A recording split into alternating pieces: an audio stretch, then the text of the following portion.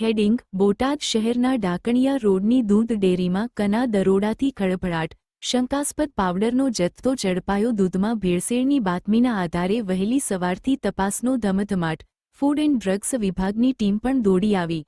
દૂધના નમૂના લઈ તપાસ માટે મોકલાયા. બોટાદ શહેરના ડાકણિયા રોડ પર આવેલી એક દૂધ ડેરીમાં દૂધમાં ભેળસેળ થતી હોવાની બાતમીના આધારે એલસીબી પોલીસે વહેલી સવારે દરોડો પાડી તપાસ હાથ ધરતા સમગ્ર વિસ્તારમાં ખળભળાટ મચી ગયો હતો. મળતી માહિતી મુજબ દૂધમાં ભેળસેળ કરવામાં આવતી હોવાની બાતમીના આધારે કાની ટીમે ડેરીમાં તપાસ કરતા શંકાસ્પદ પાવડરનો જથ્થો તેમજ શંકાસ્પદ દૂધ મળી આવ્યું હતું.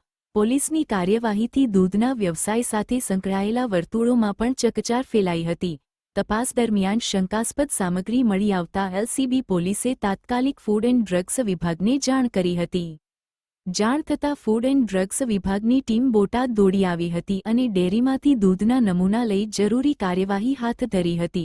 બીજી તરફ પોલીસે મળી આવેલા શંકાસ્પદ પાવડરના જથ્થાને સીઝ કરી વધુ તપાસ શરૂ કરી છે. હવે સૌથી મોટો સવાલ એ છે કે આ શંકાસ્પદ પાવડરનો ઉપયોગ ખરેખર દૂધમાં ભેળસેળ માટે થતો હતો કે કેમ?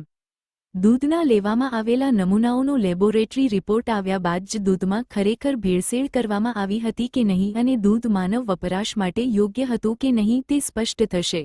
જો તપાસમાં દૂધમાં ભેળસેળ સાબિત થશે તો ગ્રાહકોના આરોગ્ય સાથે ચેડા કરવાના ગંભીર મામલે જવાબદારો સામે કાયદેસરની કાર્યવાહી થઈ શકે છે. હાલ પોલીસ અને ફૂડ એન્ડ ડ્રગ્સ વિભાગની તપાસના અંતિમ રિપોર્ટ પર સમગ્ર મામલાની દિશા નિર્ભર છે. બોટાદમાં દૂધના નામે શું ચાલે છે? શંકાસ્પદ પાવડર ક્યાંથી આવ્યું? કોના દ્વારા ઉપયોગમાં લેવાતું હતું?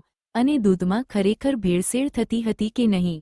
આ તમામ સવાલોના જવાબ એફએસએલ રિપોર્ટ આવ્યા બાદ સ્પષ્ટ થશે. રિપોર્ટર જયદેવ વી મંડીર, પાળિયાદ.